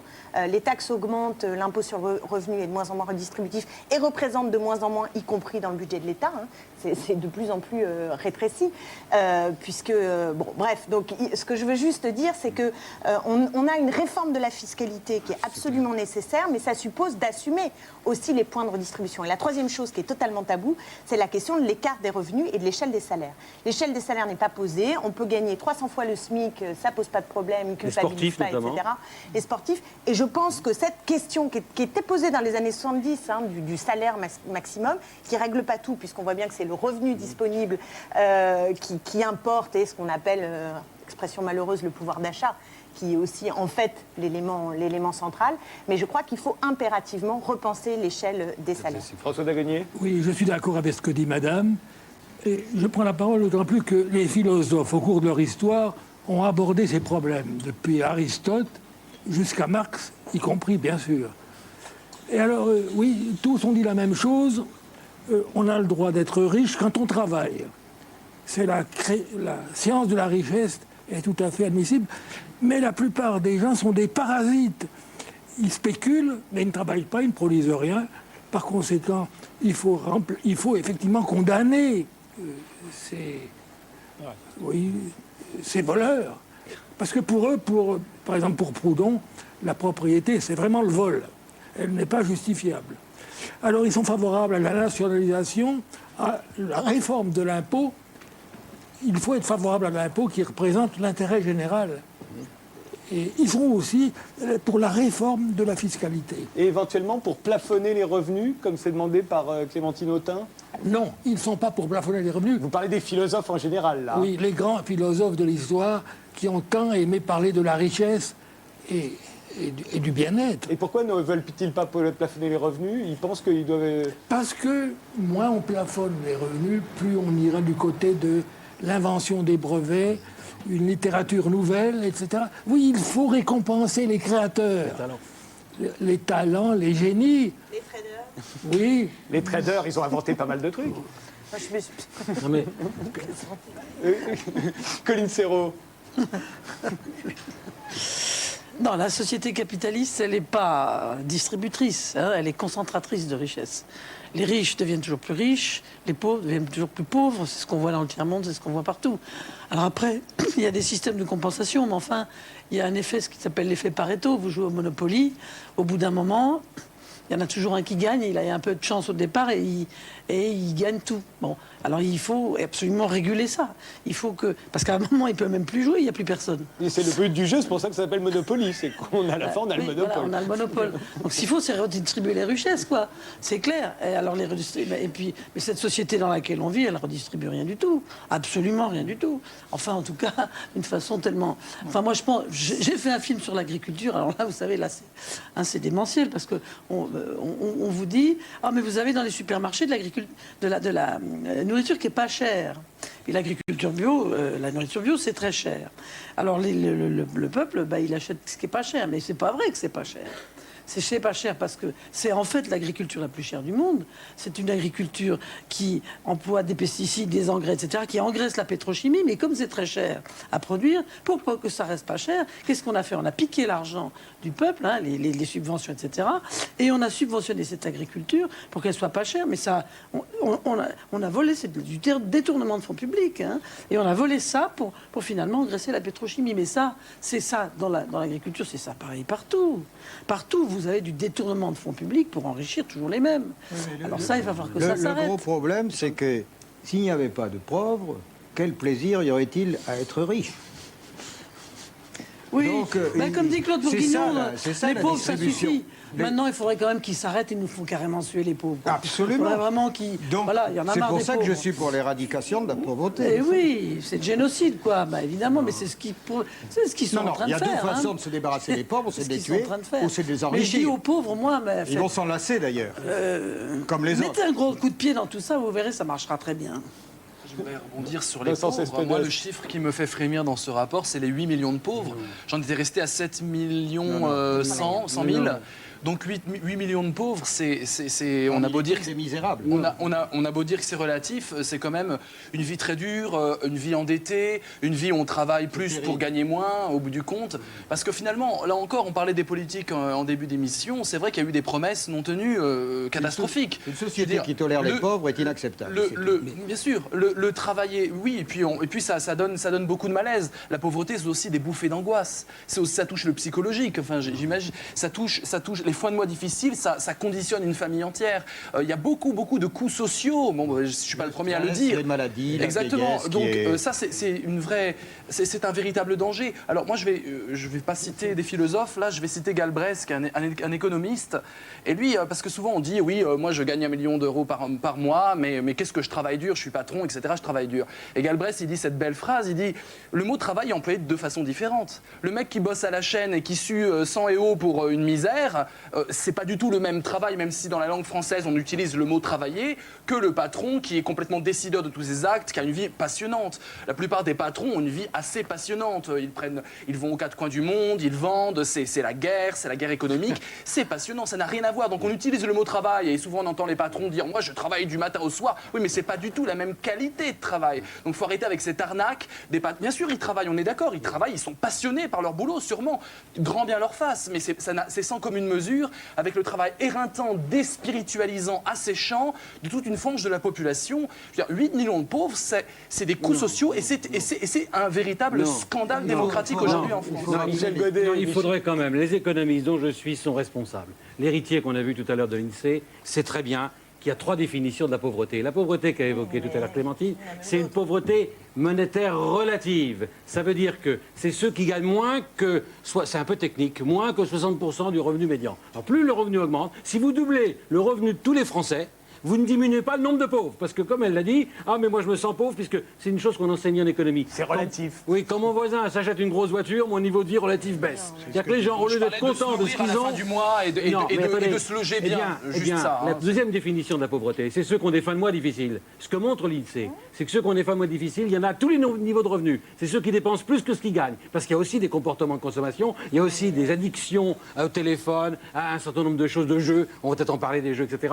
Donc il y a des comportements. Et en amont de tout ça, l'INSEE montre qu'il y a 2 causes amont de la pauvreté. C'est pas la société, c'est trop facile d'accuser toujours le capitalisme. Ça arrange bien ceux qui sont des nostalgiques du mur de Berlin. Mais la vraie question, c'est qu'il y a une absence de lien. C'est souvent des gens seuls, à qui on n'a pas tendu la main au moment où ils ont eu un problème. Il y a donc des gens qui ont une brisure familiale et des gens qui ont des problèmes de santé. Alors je vais vous faire une proposition concrète, moi. Je ne comprends pas qu'aujourd'hui, pour rentrer à la RATP et derrière un guichet, on impose une visite médicale. Sous-entendu, il faut être en pleine forme, en pleine santé, pour être resté assis très souvent et même uniquement donner de l'information, pas des tickets, alors qu'il y a un tas de gens qui sont handicapés. Il y en a 400 000 au chômage dans notre pays, dont 200 000 de longue durée, et qu'on devrait rendre prioritaire pour ces emplois publics. On ne le fait pas. On sait ce qu'il faut faire, on n'a pas le courage de le faire parce qu'il y a des camarades qui défendent des acquis sociaux de certains. Donc là, je ne suis pas content. Et oui, il y a des mesures. Voilà, là, au moins on a essayé. Absolument. Il y a des emplois protégés dans ce pays. Et non, oui, bien sûr. Et donc, on est le pays le plus socialisé aujourd'hui de l'Europe. On a 55% du PIB en dépenses publiques. Ils n'iraient pas travailler à L'Oréal ou dans des grandes boîtes. Pourquoi ils seraient... Et puis, les petits patrons que vous avez accusés tout à l'heure, vous savez que 96% des entreprises de SPI, dans les patrons, 96%. Ils ont un boulot passionnant la plupart du temps, ceux qui gagnent des très gros salaires. Moi, j'en connais plein. 96% d'entre eux sont des moins de 20 personnes. Et dont la moitié des solos qui travaillent 70 heures par semaine et parfois ils ne se payent pas pour payer leurs salariés. Ça existe ça aussi, donc il ne faut pas les oublier. C'est la majorité des patrons. J'ai mal compris l'attaque contre le capitalisme. Ça venait de là-bas, c'était pas moi. Non mais vous-même si, vous avez dit le capitaliste. Oui, parce qu'il y en a qui considèrent que le système est mauvais et que forcément, ils oublient. Le système peut être mauvais, vous savez, c'est pas parce qu'on crie fort que le système n'est pas mauvais. C'est le pire, mais il n'y en a pas de meilleur. Non, le capitalisme n'est pas la démocratie, ça ne marche pas comme ça. L'économie de marché. Est-ce que vous avez un autre Vous êtes économiste, vous savez qu'il y a des courants sociale de différents. marché à la suédoise, moi je suis pour. Vous savez qu'il y a des d'ailleurs. On revient quasiment au débat de tout à l'heure. Le problème... Oh, je doute qu'on soit d'accord. D'abord, non, moi on n'a pas la même conception de... Je n'ai pas un amour excessif du travail, parce que j'ai une névrose de travail, donc je travaille beaucoup, mais personne ne me demande de travailler. Je suis fonctionnaire, donc je pourrais gagner ma vie à ne rien foutre. Mais... il n'y aurait pas de sanction. Il n'y aurait pas de sanction, parce que c'est très difficile d'être renvoyé. Absolument. Mais moi, je vous rappelle l'étymologie du mot travail, c'est torture. Hein. Tripalium. Donc ça, c'est une étymologie qui veut dire que si on pouvait avoir une société de loisirs, de détente, et vous savez ce que dit le sage chinois, si tu fais ce qui te plaît, tu ne travailles pas. Donc qu'on puisse avoir des professions qui soient agréables à vivre, si vous voulez. Ce qui est terrible, c'est que quand même, on n'aura jamais idée de la torture que ça peut être de travailler en usine, quand même. De vous lever le matin à 6 heures ou de faire les 3-8. Je ne veux pas faire le prédicateur comme ça pour apitoyer les foules, mais c'est quand même très dur la vie. Et quand ils arrivent à 50 ans, les bonnes femmes qui ont travaillé en usine, vous savez, elles ne sont pas fraîches. Oui, ou d'être jeune au chômage et de galérer de petits boulots précaires en Donc petits boulots précaires. la société actuellement, elle est extrêmement injuste. il faudrait trouver un moyen quand même de la rendre un tout petit peu plus juste. On commence par ça. Il y a des puis intellectuels qui arrivent à un certain âge et qui ne sont pas frais. Vous savez, je pense que ça ira pas mieux de. Je pense que ça ira probablement pas mieux demain. Je trouve que votre réaction et votre réflexion sur les femmes qui ne sont pas fraîches sont discriminatoires et totalement. C'est un mot que je retire immédiatement. Immédiatement, je vous prie. Parce que je crois qu'une femme est toujours pas frais, toujours fraîche. On a quand même quelques exemples qui sont éminemment sympathiques, grâce au désodorant et à L'Oréal. Voilà, on va se calmer sur le pas frais. On va arrêter tout de suite la discrimination. Je retiens. Merci messieurs, retirez tout de suite. Autrement, ça va péter. Toute femme reste jeune. En toute amabilité. Je voudrais vous rassurer, Colline. Toute femme reste jeune. J'espère bien que vous allez me rassurer. Toute femme reste jeune, ça dépend de l'âge de l'homme qui la regarde. Jeune, j'ai l'âge que j'ai et je vous emmerde. Avec vos histoires d'âge. Néanmoins, ne me faites pas des compliments. J'ai l'âge que j'ai et vous l'avez aussi. C'est une colère. Et tout va bien. C'est une colère fabriquée. Qu'est-ce que c'est que ce jeunisme-là? Le jeunisme, vous rigolez. Néanmoins, vous avez tous insisté sur le fait qu'il y a des métiers très pénibles, des métiers ingrats. Je supporte pas qu'on dise que les femmes ouvrières sont pas fraîches à 50 balais. Je trouve ça ignoble. Non, certes, mais il n'empêche que l'ouvrier meurt 9 ans avant le cadre. Le mot fraîche n'est pas bien, mais elles sont usées. Il a raison. L'espérance de vie, bien sûr. D'ailleurs, on fera un intercompte pour les retraites. Parce que on devrait toucher plus quand on est ouvrier, puisqu'on vivra moins longtemps et qu'on a cotisé aussi. C'est bien l'angélisme écologique aussi, vous comprenez. Du côté du bon sens. Tous heureux, c'est merveilleux de travailler en usine. Mais allez-y, pourquoi vous n'y êtes jamais allé? Non, mais ce n'était pas ce qui était dit ni d'un côté ni de l'autre. Ni de l'autre. Moi, je ne crois pas que ce procès stéréotypé qu'on me fait de m'attaquer aux femmes, je les adore et plus elles sont vieilles, je trouve plus elles sont adorables. C'est gentil, merci. Donc, ceci est dit, comme ça tout le monde a compris. Néanmoins, est-ce que vous ne trouvez pas, parce que depuis tout à l'heure, vous dites tous qu'il y a des métiers particulièrement pénibles, ingrats, etc., etc. Qu'est-ce que ça veut dire? Est-ce que ça voudrait dire qu'il faudrait rehausser les salaires de ces métiers particulièrement pénibles et ingrats au détriment des plus hauts salaires qui, eux, sont extrêmement plaisants parce qu'on y voyage à travers le monde? C'est ça que vous voulez dire? Bien sûr. Vous pensez donc qu'il faudrait moins payer? On peut augmenter les salaires. Je veux dire, sans dire, si vous voulez gagner plus d'argent, il faut travailler plus. Ce qui veut dire, on ne vous augmentera pas. Ce qui veut dire, on ne vous augmentera pas. Vous voulez dire, pour gagner plus d'argent, il faudrait des métiers particulièrement bêtes, répétitifs et pénibles. On peut avoir une politique où on décide, pour le pouvoir d'achat, pour changer la politique, d'augmenter un peu les salaires, de revoir ça. Il y a des choses à revoir. Le problème, c'est que le train de vie augmente et les salaires n'augmentent pas. C'est le véritable problème, il est là. Écoutez, malheureusement, alors quand on compare la France aux autres pays européens, depuis l'an 2000, c'est pas depuis hier, depuis l'an 2000, on est le seul pays où le revenu disponible brut des ménages, y compris les transferts sociaux, augmente plus que le PIB. C'est-à-dire qu'on augmente une richesse moins que ce qu'on distribue. C'est ça l'augmentation. Non, mais c'est ça l'augmentation de la dette. Votre enfant qui attend là, et j'espère qu'il sera bien portant comme vous dans le futur, eh bien, il va avoir 150 000 € à rembourser quand il sera actif, du simple fait qu'on a vécu au-dessus de nos moyens. On est plus compétitif aujourd'hui. On a un coût du travail par rapport à l'Allemagne de 10% plus élevé, le SMIC horaire. Vous pouvez augmenter. Vous allez fermer les frontières comme le Front National, c'est ce qu'il propose. On augmente le SMIC, on ferme les frontières, et puis on se débrouille entre nous. Mais on va s'appauvrir collectivement. Vous exagérez un peu. C'est le cas de l'Allemagne. Aujourd'hui, 40% de déficit industriel vient de l'Allemagne. C'est pas un pays à bas salaire. Simplement, ils n'ont pas fait les 35 heures, ils travaillent plus. Et moi, je suis de ce point de vue-là pour qu'on garde un bouclier pour les revenus. C'est-à-dire passer une journée sur deux dans l'année à travailler pour l'État et l'impôt, eh bien, on travaille un peu pour soi. Et ça, c'était sain. Donc, il ne faut pas confondre les revenus du patrimoine et les revenus du travail. C'est la gabelle, ça. J'étais pour les heures supplémentaires non imposables et je le reste, à condition de remettre des charges sociales. C'est marrant, j'ai l'impression que c'est un discours qui vraiment a vieilli, quoi, à l'épreuve des faits de ces dernières années et de la crise, telle qu'elle se passe. D'abord, on a oublié de parler quand même une femme, il est plutôt jeune. Des chômeurs. Non, on a oublié de parler de la masse de chômeurs qu'il y a dans notre pays, des situations infernales pour essayer de cumuler des petits boulots parce qu'il y a aussi le droit du travail qui est cassé.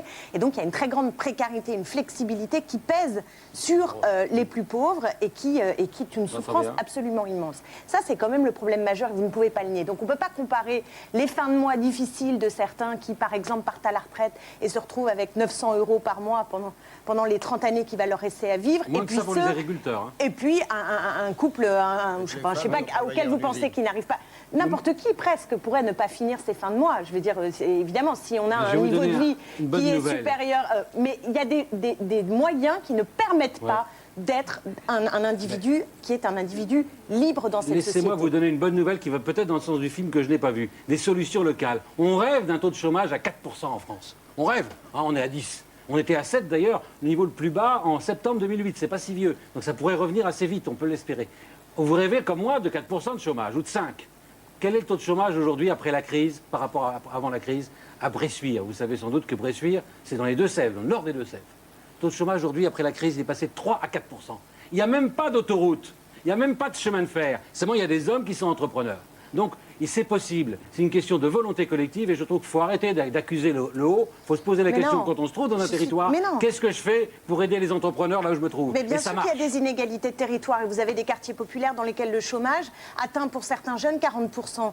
Qu'est-ce que vous voulez dire à ces jeunes? Vous n'avez qu'à vous bouger? C'est ça que vous voulez leur raconter? Alors qu'ils sont nés là, moi, ils ont une adresse qui ne leur permet pas. J'ai vécu au Muro. Mais c'est pas la question, n'est pas de savoir.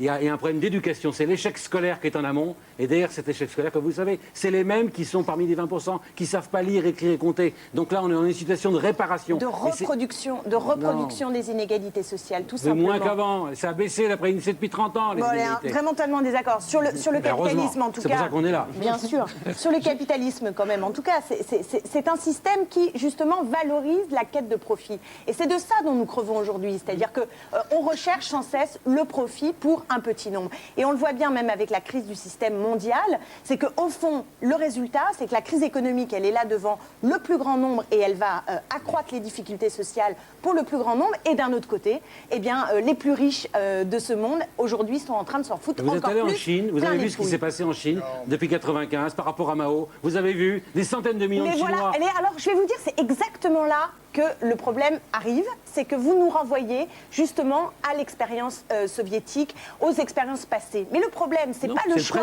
entre le capitalisme ou le socialisme d'État tel qu'il a existé en URSS ou en Chine.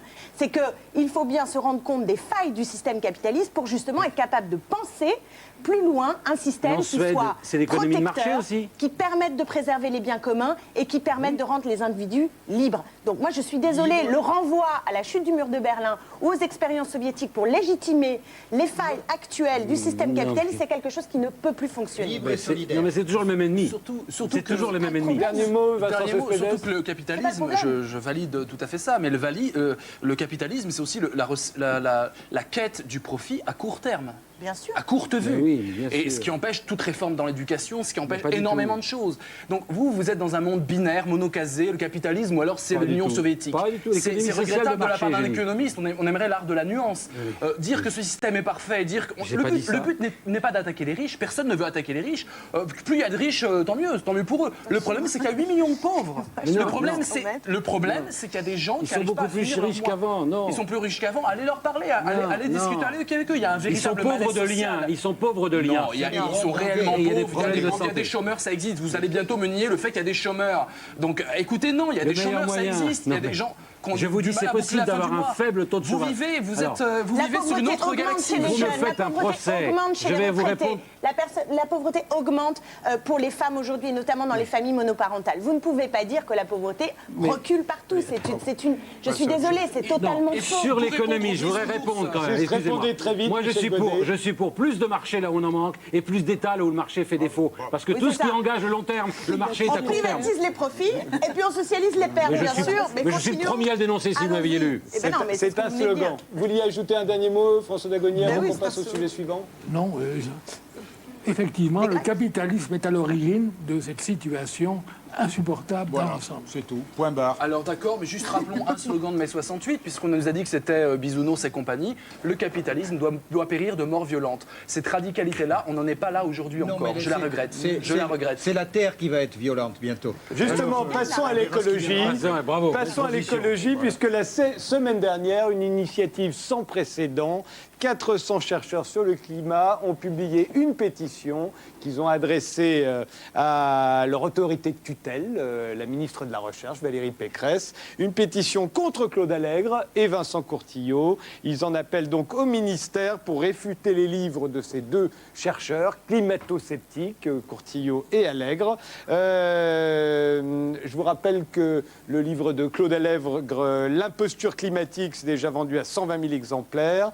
Et celui de Vincent Courtillot s'intitule Nouveau voyage au centre de la Terre. Alors c'est la première fois, justement en tant que scientifique. Écoutez, moi je suis dans une situation très embarrassante parce que c'est un confrère de l'Académie des sciences. Nous sommes réputés tous nous soutenir entre eux. Or, il se produit dans le monde en ce moment une sorte de régression, que Lizzie Reclus avait d'ailleurs dénoncé, qui consiste à dire qu'il n'y a plus de progrès, que la science est mauvaise. Et c'est une attitude auquel, il faut bien le dire, un certain type d'écologie a beaucoup contribué. Je dirais une écologie tout à fait irresponsable et naïve. Et en ce moment, on ne prend plus les scientifiques pour des gens honnêtes et on ne respecte plus les règles de la science. La science repose sur un postulat, c'est que la science est une sorte de jeu et qu'on ne triche pas. C'est-à-dire que nous sommes des joueurs qui joueront, bien sûr, un jeu difficile, à risque. On y perd quelquefois toutes ses illusions. Mais ce n'est pas intéressant de faire de la science si on triche. Or, voilà qu'on accuse un de nos pairs d'avoir triché et que ce sont les autres, unanimement, comme si sur un terrain de jeu, tout d'un coup, les joueurs disaient « Toi, tu as triché ». En l'occurrence, c'est Claude Allègre. C'est Claude Allègre, avec Courtillot qui aurait un peu moins triché parce qu'il s'intéresse plutôt aux profondeurs de la Terre, au magnétisme, quelque chose où il est plus difficile peut-être de tricher, qu'Allègre qui s'intéresse à tout. Il faut dire que c'est un esprit qui se prend pour Galilée, qui est une sorte d'esprit universel qui date de la Renaissance. Galilée lui-même avait un peu triché d'ailleurs. Galilée a triché comme la plupart des scientifiques. Qui le font un peu involontairement. Tandis que chez Allègre, quand on lui dit « Mais vous avez enlevé des points dans votre courbe pour qu'elle soit démonstrative », il dit « Mais ce n'est pas une attitude scientifique, je vous l'accorde, c'est une attitude politique ». Et le grand mot est lancé. Le mot, c'est qu'il était comme un de mes maîtres qui disait « Moi, je suis la vérité, la réalité me gêne ». On peut accepter ce postulat. Pour Allègre, il est la vérité. Il est la vérité, il est possesseur de la vérité, et dès lors, la réalité le gêne. Si la réalité le gêne, on transforme un peu les courbes, on arrange. On est pris dans une démonstration politique, dans une perspective extraordinairement tournée vers les autres. Il s'agit de les sauver des erreurs qu'ils sont en train de faire en écoutant ces savants fous, ces savants qui complotent, ces savants qui nouent des conspirations en voulant imposer des restrictions sur la consommation et la consommation d'oxygène, la libération de CO2, etc. Bagatelle, débarrassons-nous de ça. Moi, je vous montre des courbes qui sont des courbes qui vont vous convaincre. Alors, d'abord, des courbes qui s'adressent à des gens qui ne sont pas mathématiciens. Pour les comprendre, déjà, il faut faire confiance à celui qui a fait la courbe. Alors, si celui qui a fait la courbe, en plus, se met à la transformer, à l'arranger pour le besoin de sa démonstration, où va-t-on? Alors, en plus, ce qui est grave dans l'affaire Allègre, c'est que, pour la première fois, la politique devient un partenaire officiel et reconnu de la science. Alors ça veut dire que la recherche est foutue.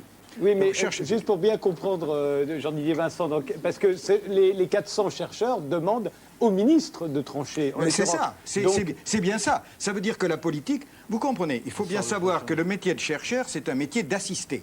Depuis la Libération, on peut le dire en France et dans le monde, vous avez d'un côté les médias qui font les réputations des chercheurs et les médias scientifiques. N'accusons pas les médias ordinaires.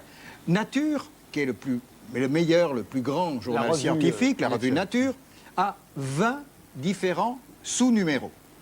C'est une entreprise capitaliste hautement bénéficiaire.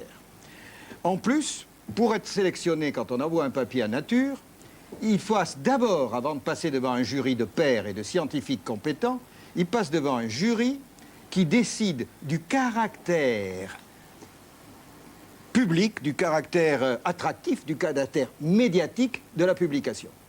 S'il n'y a pas de conflit, ça n'intéresse pas. S'il n'y a pas de questions qui sont à débat, ça n'intéresse plus. Autrement dit, ils sont passés dans la version Science People.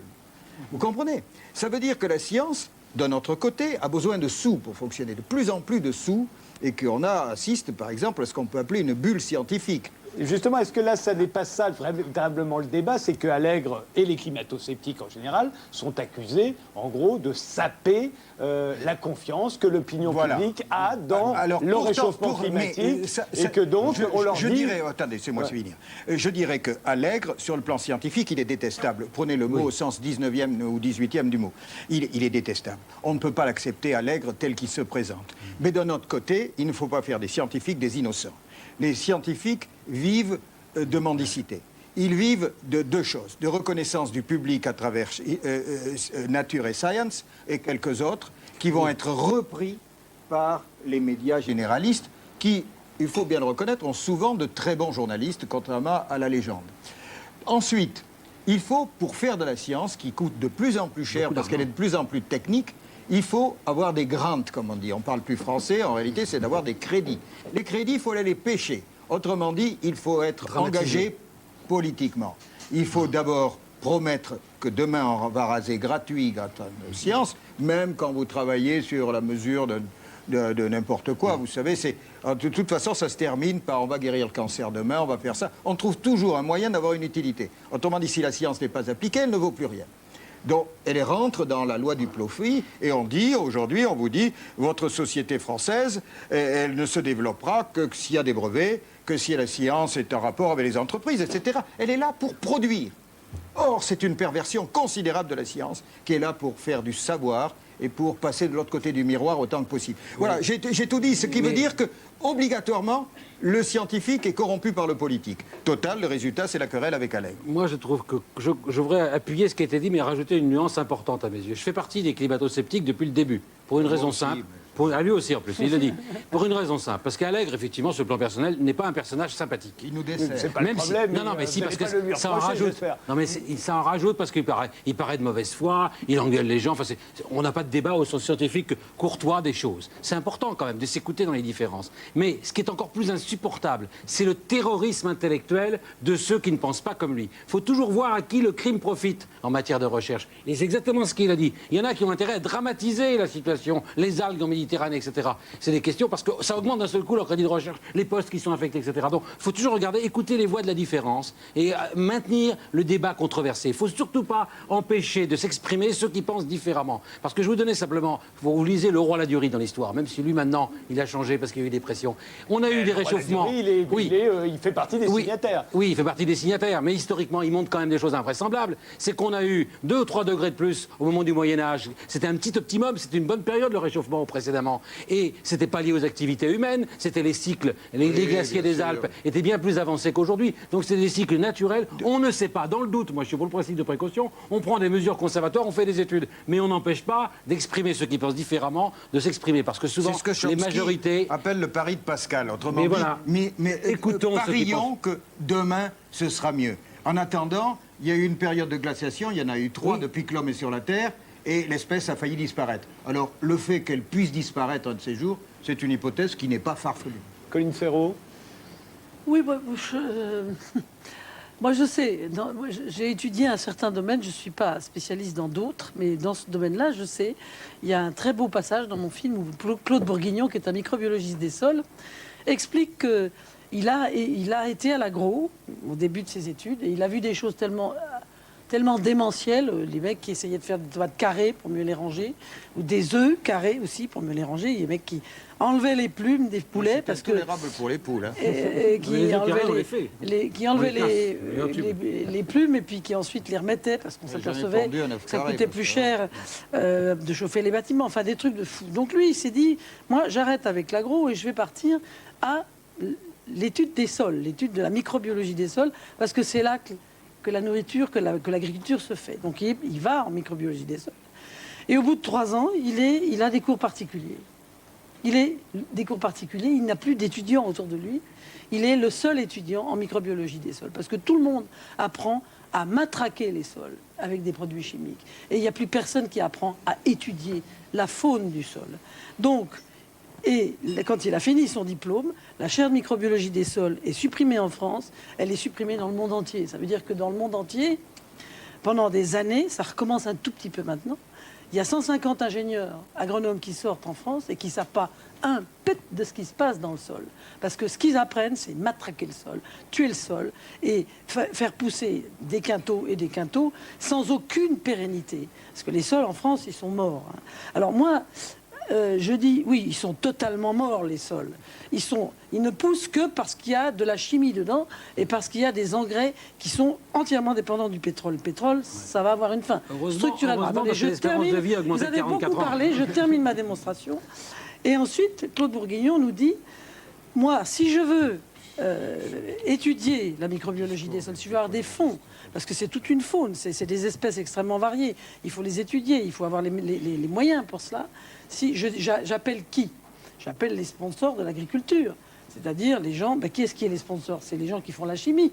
Et je leur dis, voilà, je voudrais étudier la microbiologie des sols et prouver que ces animaux font du bien et que vos produits tuent les sols. Les gars, ils vont lui répondre, on se fait une bouffe, on se téléphone, quoi, hein.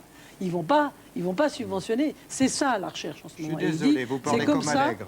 C'est comme ça que cette civilisation va s'effondrer, parce qu'il n'y a plus autre chose que le profit qui détermine la recherche scientifique. En tout cas, en agriculture, c'est comme ça. Voilà.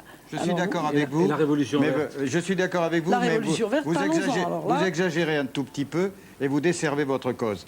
Parce que l'INRA, par exemple, c'est un institut qui fait des choses tout à fait remarquables. Simplement, dans les choses les plus remarquables, les crédits, évidemment, ne sont pas... l'INRA qui est un institut public. Mais je peux vous dire qu'à l'INRA, il y a un ennemi qui est parfaitement repéré, c'est Monsanto. Et moi, j'ai été au comité d'éthique de l'INRA pendant 10 ans. Je peux vous dire que c'est probablement un des rares organismes de recherche où l'éthique est développée à ce point. Vous avez un philosophe chez la plupart, comme votre monsieur Bourguignon, hein, qui n'est pas une exception à l'INRA. Mais pendant ce temps, l'INRA fait des recherches et un jour ou l'autre, peut-être, on l'espère, si on fait un pari de Pascal, ça s'arrangera. On va arriver à se débarrasser de ça, à purifier les sols. Mais vous savez, on pourrait arracher toutes les vignes du Bordelais parce qu'il y a du cuivre qu'on balance depuis. Mais ça ne date pas, ça fait combien de temps il y a dessus? Juste pour remettre le débat, d'un côté, si vous voulez, est-ce qu'il faut